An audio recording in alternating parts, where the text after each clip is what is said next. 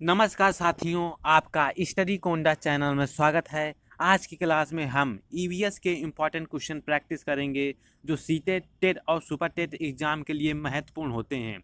आइए हम अपने पहले क्वेश्चन की तरफ बढ़ते हैं। हमारा पहला क्वेश्चन है, पर्यावरण अध्ययन की कक्षा में सरल प्रयोग और निर्देश किए जा सकते हैं। ये सीटेट 2012 में आया हुआ क्वेश्चन है। आपको मालूम होगा सीटेट में आने वाले क्वेश्चन बहुत ही लेंदी होते हैं। आइए हम इनके ऑप्शन देखते हैं। ऑप्शन नंबर ए, कक्षा में अनुशासन को सुनिश्चित करने हेतु बच्चों को नियंत्रित करने के लिए। ऑप्शन बी, बच्चों को स्वयं सीखने के योग्य बनाने और अवलोकन कौशलों को पैना करने के लिए।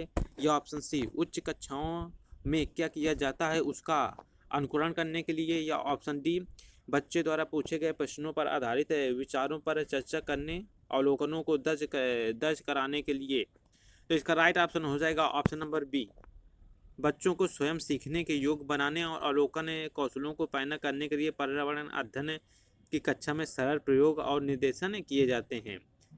नेक्स्ट क्वेश्चन फ्रेंड्स, हमारा अगला प्रश्न है, दुर्गा एक गांव में रहती है और लकड़ी और गोबर के उपलों का ईंधन इस्तेमाल करते हुए चूल्हे पर खाना पकाती है। पिछले 3 महीनों पर से उसे तेज खांसी आ रही है, इसका कारण हो सकता है। हमारा ऑप्शन ए है, उसकी झोपड़ी के अंदर और बाहर प्रदूषण तथा वृद्धावस्था। या ऑप्शन बी, ईंधन के जलने से उत्पादित कार्बन मोनोऑक्साइड जा उसके श्वसन नली में जमा हो गई होगी। या ऑप्शन सी, जलते हुए,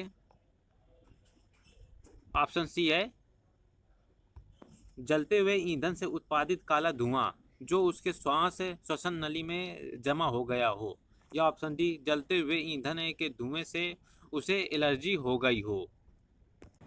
इसका राइट ऑप्शन हो जाएगा ऑप्शन नंबर सी, जलते हुए ईंधन से उत्पादित काला धुआं उसके श्वास नली में जमा हो गया होगा। नेक्स्ट क्वेश्चन फ्रेंड्स, हमारा अगला प्रश्न जो सीटेट 2012 में आया था, हमारे ऑप्शन है, हमारा प्रश्न है, एक विद्यालय ने राजस्थान के लिए कक्षा 5 के बच्चों के शैक्षणिक भ्रमण की योजना बनाई। भ्रमण के दौरान बच्चे से आपकी क्या अपेक्षाएं रहेंगी। हमारे ऑप्शन है, चीज़ों के बारे में बिना कोई प्रश्न पूछे सभी का अवलोकन करना चाहिए। ऑप्शन बी, उन्हें आनंद उठाना चाहिए। या ऑप्शन सी, सी है हमारा, उन्हें ध्यान से अवलोकन करना चाहिए, टिप्पणियाँ दर्ज करनी चाहिए और बाकी बच्चों तथा शिक्षक के साथ अपने अवलोकनों को बांटना चाहिए। या ऑप्शन डी है, यदि उनके कोई प्रश्न हो तो उन्हें दर्ज कर लेना चाहिए और घर पहुंचने के बाद अभिभावकों को से प्रश्न पूछना चाहिए। तो इसका राइट ऑप्शन हो जाएगा ऑप्शन नंबर सी, उन्हें ध्यान से अवलोकन करना चाहिए, टिप्पणियाँ दर्ज करनी चाहिए और बाकी बच्चों तथा शिक्षक के साथ अपने अवलोकन को बांटना चाहिए।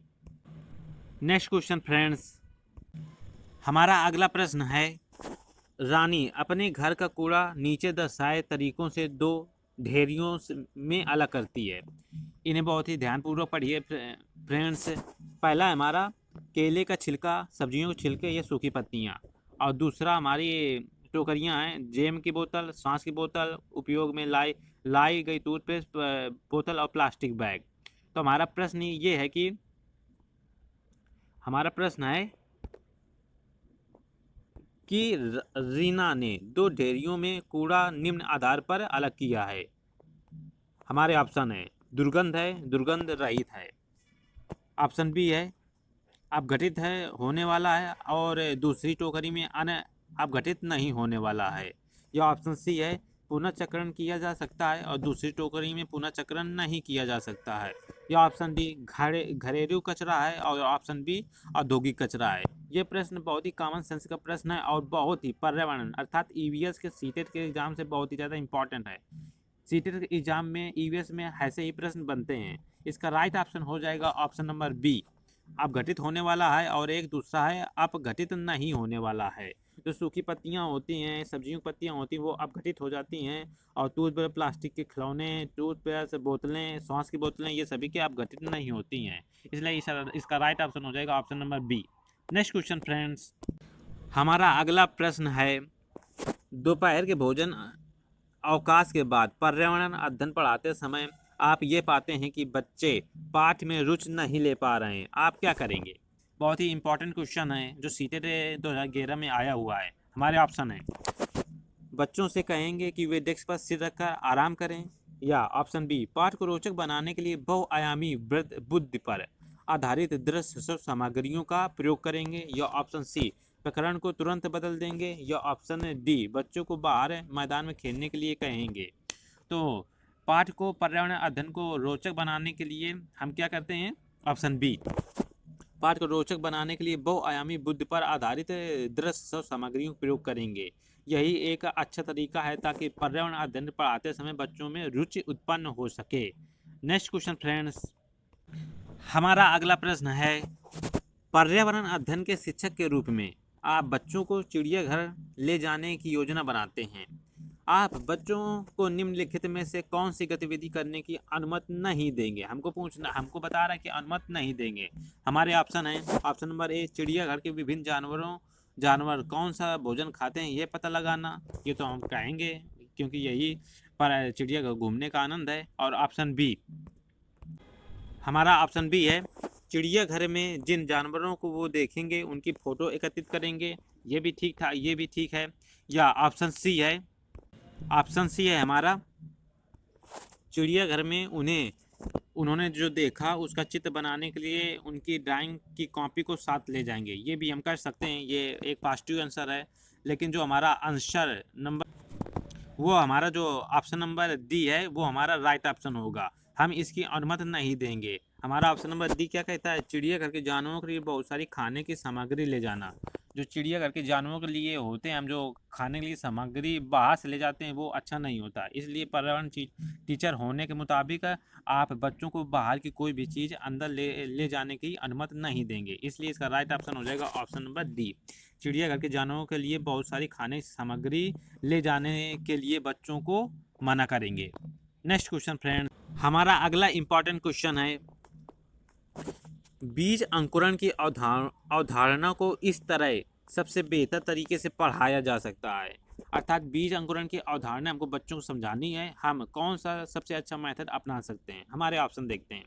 हमारा ऑप्शन है ए नंबर, अंकुरित बीजों की फोटो दिखाना, या ऑप्शन बी, कक्षा में अंकुरित बीजों को दिखाना और अंकुरण की प्रक्रिया को स्पष्ट करना, या ऑप्शन सी, बोर्ड पर चित्र बनाते अंकुरण के चरणों को प्रदर्शित करना, या ऑप्शन डी है हमारा, बीज बोने, अंकुरण के विभिन्न चरणों का अवलोकन करने और उनका चित्र बनाने की गतिविधि को बच्चों को प्रदर्शित करने के लिए कहना।